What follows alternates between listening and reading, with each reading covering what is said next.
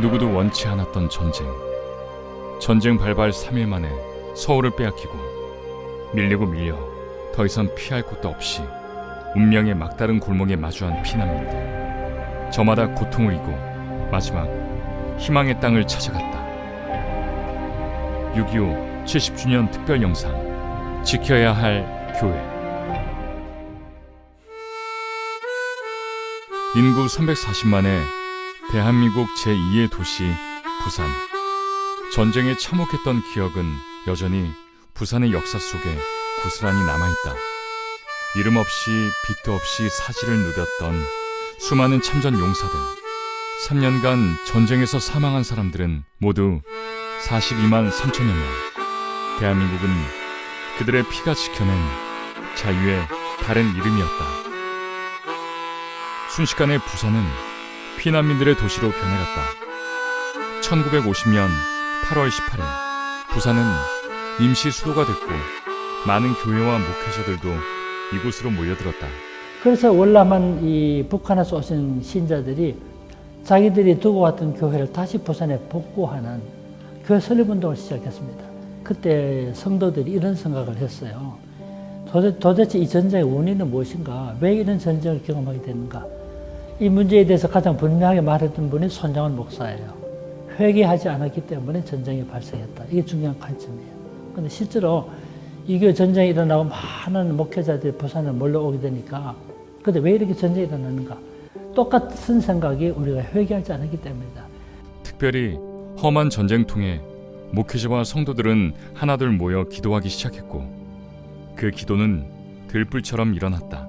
그런 인식에 도달했기 때문에 부산의 가장 대표적인 두 개의 교회였던 초란교회, 그다음에 부산중앙교회, 대청동이 있었습니다. 두 개의 교회에서 목회자들 중심돼서 회개 기도회가 일어났습니다. 온 피난민들이 다 초란교회로 와서 나라 기도 전쟁 없이 해달라 그러고 남북 통일되게 해달라 그러고 안정되게 해달라 그러고 기도하다 보면 기도문이 열려가지고 밤새도록 기도해도 기도가 안 끊어져요. 복음을 들고 믿음을 얻기를 촉구했던 목회자들의 설교. 1907년 평양 대부흥 때의 일처럼 두렵기 그지없던 전쟁통에 교회에 모인 이들에게 통해 자복이 일어났고 초량 교회에서의 2주간의 기도회 끝에 인천 상륙작전에 성공하고 서울을 되찾기에 이른다. 원래는 일주일 동안만 할 계획이었는데 사실 조금 연기됩니다. 길게는 2주 동안 계속되는데 그때 기도의 중요한 내용이 뭐냐면 진짜 회개하는 운동이었고 회개의 중요한 내용이 신사참배를 했던 일을 회개했습니다. 그래서 진짜 그때 목회자들이 중심이 됐지만 그 당시 장로님도 같이 모여서 정말 큰 기도했죠. 기도회를 끝나고 나서 마치 그날 끝나는 날 새벽 기도했습니다. 새벽 기도하고 마치고 나올 때 그때 호회가 발현됐어요. 그 호회가 뭐냐면 인천 상륙작전 성공했다는 호회였어요.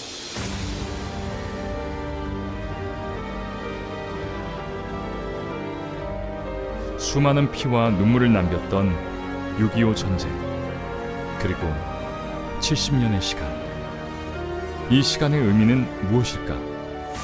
해방 이후에 6.25 전쟁이라고 하는 시기는 물론 민족으로서는 굉장히 아픈 시기였고 전국적으로 홍수, 가뭄 등 자연재해도 끊이지 않았던 시기였지만 사실 그 시기는 기독교 복음이 평양과 서울 중심의 기독교에서 전국, 한반도 전체 기독교로 확산되어지는 계기가 된 것이거든요. 강원도 평창군의 보훈 장학생인 라일 솔로몬. 라일과 친구들은 방학 때마다 한국을 찾아와 에티오피아를 알리고 있다. 이들 모두가 6.25 참전 용사의 후손들이다. 6.25 전쟁 당시 가장 먼 나라에서 우리를 도우러 왔던 에티오피아 참전 용사 은희 씨 할아버지는 바로 그 참전 용사 중 한 사람이다. 전쟁에서 갔다 오신 후에는 주로 많이 오셨다고는 하셨어요. 그때 전쟁 때에 친구들을 많이 잃으셨어가지고 그 중에 살아 오셨다는 것도 계속 말씀을 하셨다고 해요. 한국이 잘 살기를 바란다고 계속 기도를 하셨다고 들었습니다. 그 먼 곳에서 자유를 지키기 위해 이 땅을 찾았던 젊은이들. 그들의 희생이 결코 헛되지 않았음을 대한민국이 그리고 그 후손들이 증명하고 있다. 믿음의 선배들이 6.25를 기도와 신앙으로 극복해냈듯이 우리 청년들도 사실 지금 많은 위기가 있지만 그거를 기도와 신앙으로 슬기롭게 극복해내고 그리고 더 발전하고 싶습니다. 전쟁은 견디기 어려운 고통이었다. 그러나 그 흔적은 사람을 변화시켰고 희망의 기억을 만들어냈다. 절망이 가득한 시간 속에 희망의 터널을 발견했던 우리. 위기와 고난을 이기는 DNA를 가진 민족. 70년을 건너 또 다른 70년을 내다본다. 전쟁이 아닌 평화, 남북이 아닌 하나된 한반도를 위해 또 한 번의 꿈을 이야기하자. 뜨거운 기도 안에서 다시 한번 꿈을 꾸자. 절망이 아닌 희망으로.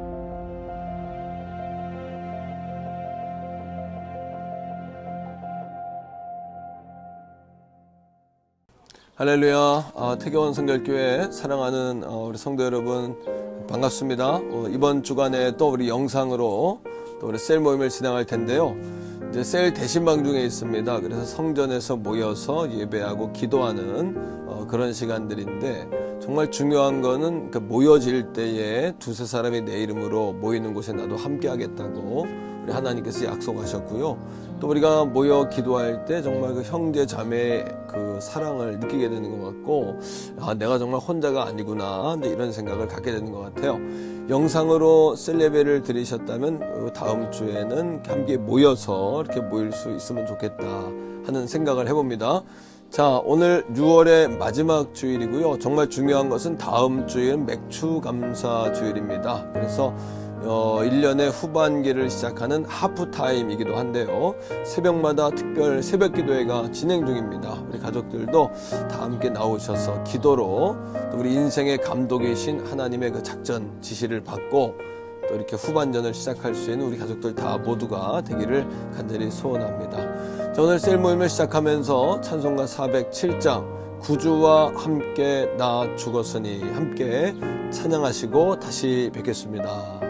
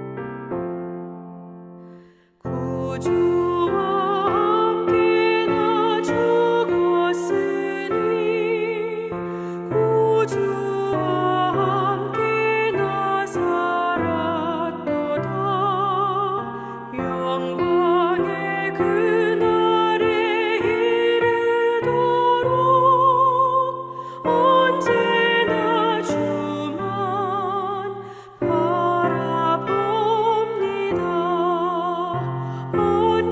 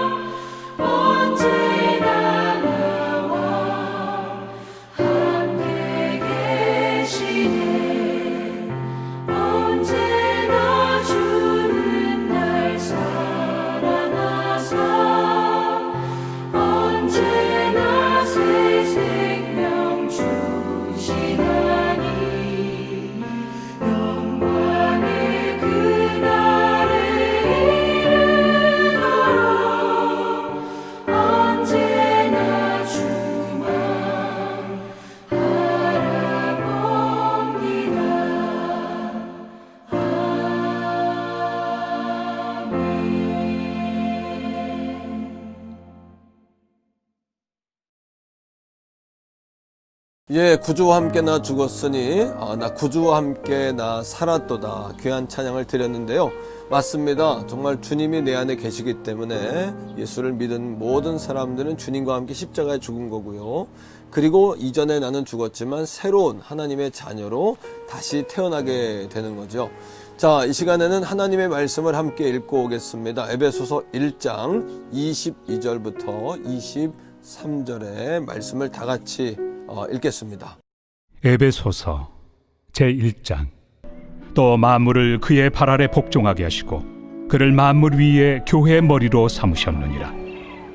교회는 그의 몸이니 만물 안에서 만물을 충만하게 하시는 이의 충만함이니라.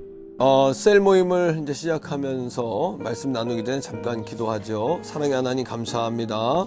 오늘 셀 모임 가운데 함께 하시고 말씀 가운데 깨닫고 적용하고 감동되어지는 또 실천할 수 있는 은혜를 우리에게 허락해 주옵소서.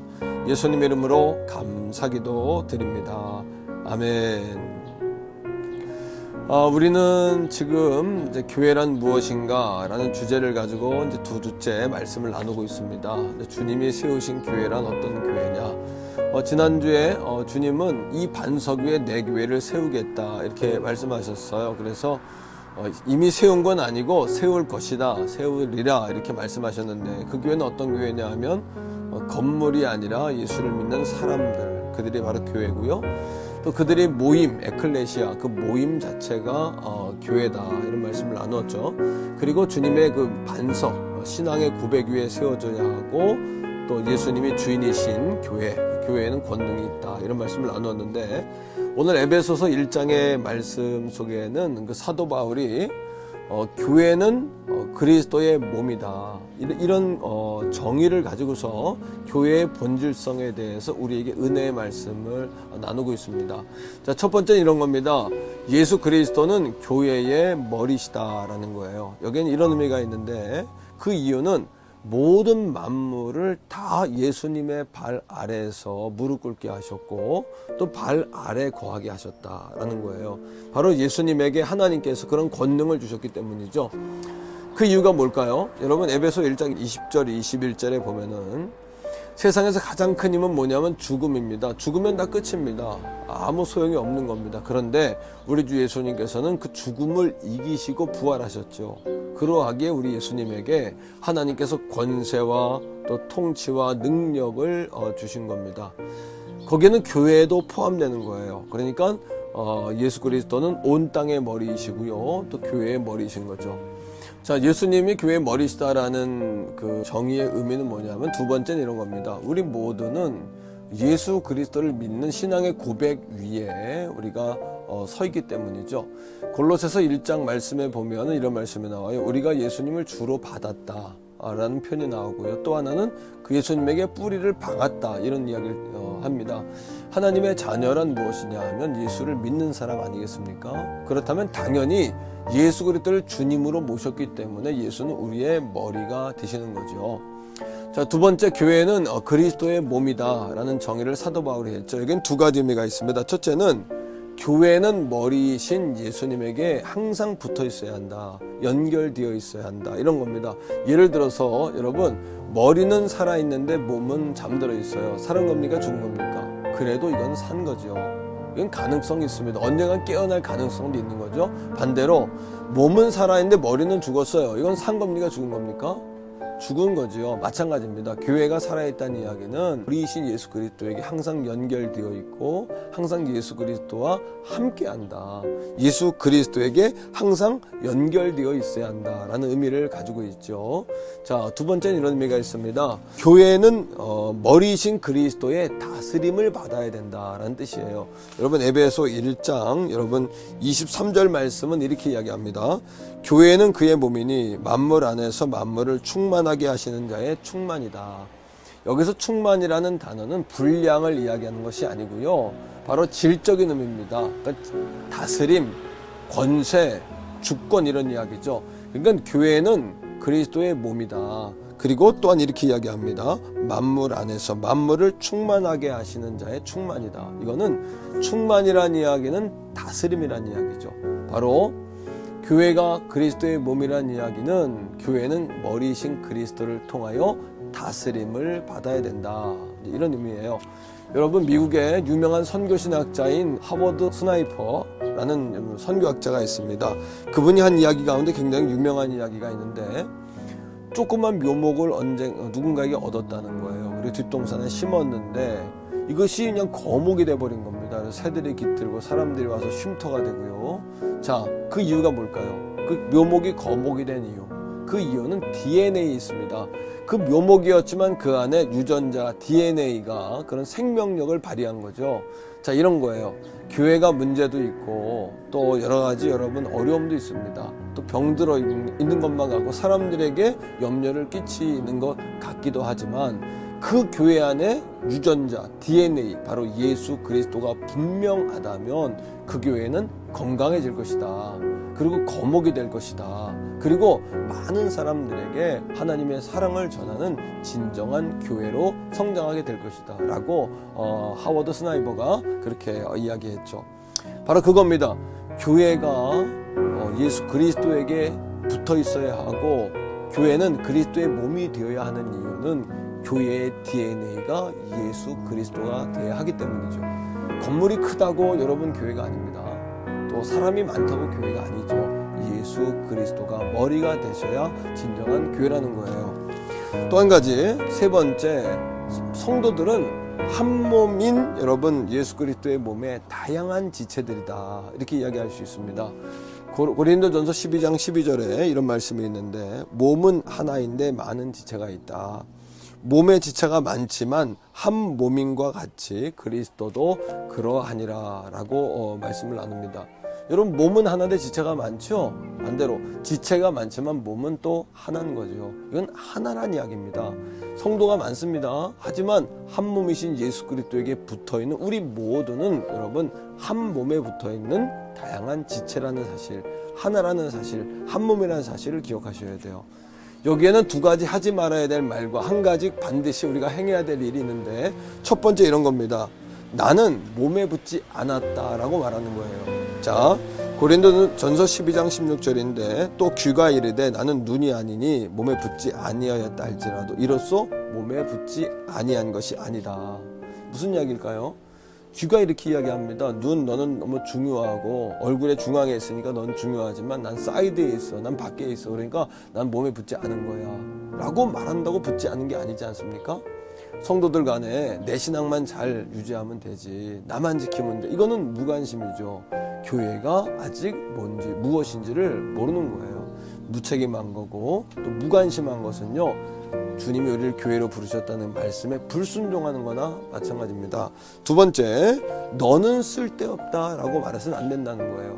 가난한 사람, 병약한 사람, 또 약간 모자란 사람들을 보면서 너는 나와 한 몸이 될 수 없어, 이렇게 말하는 것은 어리석은 거라는 거죠.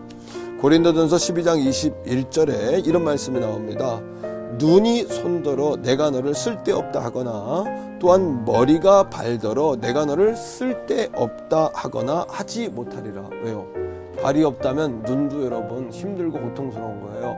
팔이 없다면 머리도 발도, 우리 모든 신체 부분은 한 가지만 아파도 다 몸이 아픈 것처럼 쓸데없는 신체의 부위는 없는 거죠. 결론입니다. 세 번째는 우리가 한 몸이라면 고통도 함께 즐거움도 함께 누려야 하는 거죠. 자, 말씀 속에서 26절, 고린도전서 12장 26절입니다. 만일 한 지체가 고통을 받으면 모든 지체가 함께 고통을 받습니다. 한 지체가 영광을 얻으면 모든 지체가 함께 즐거워합니다. 주중에 제가 우리 교육부서에 들어온 트럼폴린이라고 방방이라는 게 있어요. 그거를 혼자 아무도 없을 때 한번 뛰어본 거예요.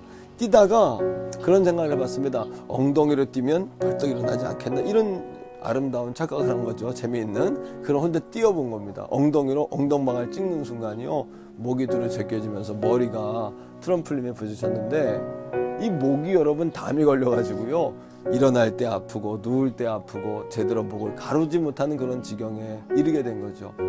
여러분 생각해 보세요. 저 목이 아프다고 왜 온몸이 아플까요? 목이 아프다고 왜 온몸이 부자연스러울까요? 우리가 한 몸이기 때문이에요. 바로 그겁니다. 우리 한 몸이기 때문에 성도는 한 사람이 슬프면 함께 슬픈 거고요. 한 사람이 기쁘면 모두가 함께 기쁜 거죠. 우리 몸된 우리 태경원 성결교회가 이런 여러분 기도를 종종 합니다. 교회를 위해 기도합시다. 그러면 사람들은 보통 교회 건물을 생각하고 또 교회 내가 아닌 교회를 생각한단 말이에요. 교회를 위해 기도하자는 것은 여러분 내가 먼저 교회가 되도록 기도하자는 이야기입니다. 또 한 가지 교회가 사람들에게 뭐 염려를 많이 끼쳐 뭐 이런 얘기 하잖아요. 근데 사람들은 자기는 빼놓고 이야기하는 것 같이 말할 때가 있단 말이에요. 그러나 성경은 내가 교회다, 너희가 교회다 라고 이야기하거든요. 바로 내가 사람들을 염려시키고 있는 것은 아닌지 먼저 돌아볼 필요가 있다는 거죠. 계속해서 교회론에 대해서 우리가 말씀을 나누고 있습니다. 이 말씀 시리즈를 통해서 우리 교회가 주님이 세울 것이다. I will build my church. 주님이 나의 교회를 세울 것이다 라고 말씀하셨던 그 교회로 우리 교회가 서갈 수 있기를 간절히 축복합니다. 자, 이 시간에는 함께 기도하는 시간입니다. 돌아오는 주일은 맥주감사 주일이고요. 이 한 주간 열심히 또 새벽으로 낮으로 밤으로 기도하고 있고, 돌아오는 주일 4부는 우리 작은 목자인 교사들의 헌신 예배가 있습니다. 여러분, 이 모든 것들을 기도로 해야 되죠. 그 이유는 예수님이 머리이시기 때문에 우리가 마땅히 기도함으로 그분께 맡겨드리고 그분의 지시를 받아야 하기 때문입니다. 자, 이 시간에 그 모든 기도 제목을 잘 한번 마음속에 생각해 보시고요. 그리고 우리 주님의 이름 한번 간절히 부르고 우리 부르짖어서 한번 기도하겠습니다.